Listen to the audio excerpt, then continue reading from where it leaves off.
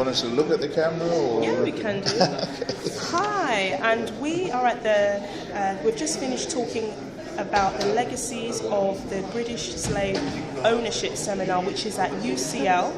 So hello Hart Culture Community, this is the #1 station for basic arts and education in the UK, and we're here to promote 100% positive achievement in the diaspora for our people of African heritage. I'm here today with one of the members who have been here to witness the opening of one of the first websites dedicated to looking at the claim of compensation made by slave ownerships during the period of the transatlantic slave trade, which obviously is famous for the sort of the passage for Africans from Africa to the West Indies, to Haiti, to America and beyond. So what's your response to the presentation that was given here today? Okay. Well, firstly, my name is Glenroy Watson. I'm the General Secretary of an organization called Global African Congress. We came out of the World Conference Against Racism. Yes. We're a reparation-based revolutionary organization, and our demands are reparation should be paid. It also got some nice background music. It also is, had there been a public participation, one of the things I wanted to say was we need to start demanding in African people that academia stop using the phrase, as you've done just now, about the transatlantic slave trade. There was no trade. Trade is among equal, not through pressures and oppression. Yeah, we were not part of that process. Yeah, there were people who collaborated with the enslavers, but we weren't in the trade agreement. Not at all. So the triangular passage, or whatever they want to call it, was not a trade. We weren't involved in. The other thing, that there was very mixed metaphor down there, and I don't know if you noticed, some people were very clear. Yes. About that it was enslavement. Yes. But then they revert to the term slave. Slave implies some sort of passive process of going along with it. Enslavement is a resistant and an enforced process. So I think there's lots of shortfalls out of this. Nonetheless, I'm intrigued by one statement made that they, I don't know, believe now that there is a need for more information. Yes. Because of our demand for reparation. Well, our demand for reparation has existed throughout this whole process. Since the abolition. Well, no, from the first person was enslaved. We say, why are you doing this to us? What will be our compensation? When will you stop this? Yeah. So we didn't suddenly, like yesterday, come up with a concept of reparation. That's a very disingenuous statement, that because there's now interest in reparation. There's always been interest in reparation.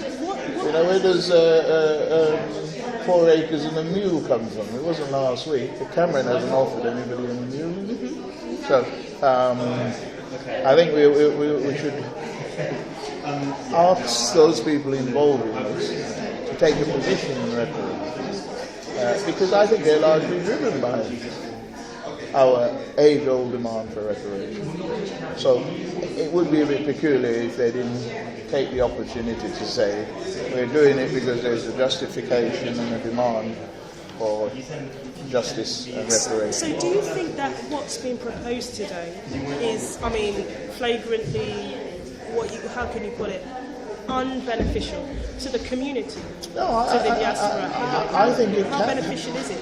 Well, there's a number of moral dilemmas that we need to come to terms with, because I don't know the complete makeup of the research team and so on. So there is, in my opinion... And they're right at the moment at the front here, well, which will be... if that's all of them, I don't think it is. Most of the key, what you could say, coordinators of the research team. I would be concerned if Europeans are continuing this benefit from our enslavement through research, through other things, where grants are given to the descendant of enslavers. Yes. There ought to be a moral readdressing as to, hang on, what's going on here. So we all understand. There is a need for it. I'm not saying, people shouldn't be allowed to do it, and indeed Europeans should not be allowed to investigate their own history and expose their own histories shortly. But if we just blindly go along without addressing it, I think we do ourselves an injustice. So I hope at some point the fact that, and I suspect that every European involved in this process could probably recite the fact that their ancestors were not part of it and did not benefit from it. Yeah? May not be. Maybe some people have come forward and say, no. One of our ancestors did and we didn't like it, so we're trying to expose it. So all of that is the dilemma. So that's one moral issue that I think I have a difficulty with. Not an overwhelming difficulty. I think I can get over that. However, if we, as African people, don't see this as, in fact, vilification, not proof, because we knew that before. Yeah, none of this, I don't think, is something that we didn't know. We knew they were paid. We know, for instance, that Wilberforce only got the third attempt at getting his motion through the House of Commons because of a bribe, because of this offer. Yeah. Because if you read through the history, he had made a number of attempts before to get a bill through. Didn't go through until the sweetener was added. And also, there's places like the Design Museum, which is some of the resources for the database itself. So that's been there for the past 10 years or so. Yeah. So that's live, that's information already there. Absolutely. So just on the last point, we just want to touch on what, there's this thing in the air, or what you can say, communities are beginning to use words such as awakening. I mean, social media is full of pictures and all sorts of paraphernalia about rising and all of that. So, what's your view on this concept or this period, as people may call it a golden era or an awakening or some kind of sort of spiritual rising? I mean, what's my view on it is that, I must confess I'm a bit of a Luddite as far as social media and those other things are concerned. I shouldn't be. I have access to the technology, but I keep saying to myself that I'm resourced enough with email, so I shouldn't do any more. But anyway, I think that I would not overstate the rise or the awareness, because I believe that then denies the fact that over the years we have had that awakening, we've had that involvement, civil rights movement. I think last summer, or was it the summer before, where the murder of a young man led to people rising up, was a conscious thing. It isn't a new thing, and throughout time where we've seen injustice, we've risen to it. So therefore we need an acknowledgement of all of these examples.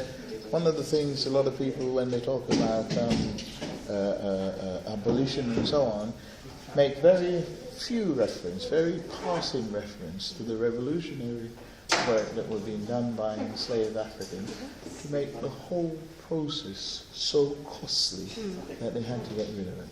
So do we then call that a time of enlightenment? Of course it wasn't. It was a continuation of the fight on the ships, on the borders, in the fields, etc., etc. So we have been aware and have been making an effort. It may have been in, we don't say leaps and bounds, but shall we say in unmeasured approach, in that some people think sometimes we've gone to sleep. People might say no. I don't think so. I think that the level of activity within our community varies. Okay. And nobody has the energy to do it continuously. You have to go and get some food, you have to go and get a job. Yeah, I mean, we're human after all. Yes, so I would say no, it's not some new surge, it's a continued surge. Our people, not a surge, a continued process that our people have been doing. It may look like surge when added information such as this is brought forward, and people, it appears, if you look at it as a graph, maybe there's been a bump. but I think it's a continuation. Excellent. Yeah, Okay. Thank you so much for your time today. All right. You going downstairs? Yes, all our way out. Let me go say hello to your sister Esther. Nice to meet you. What did you say your name was?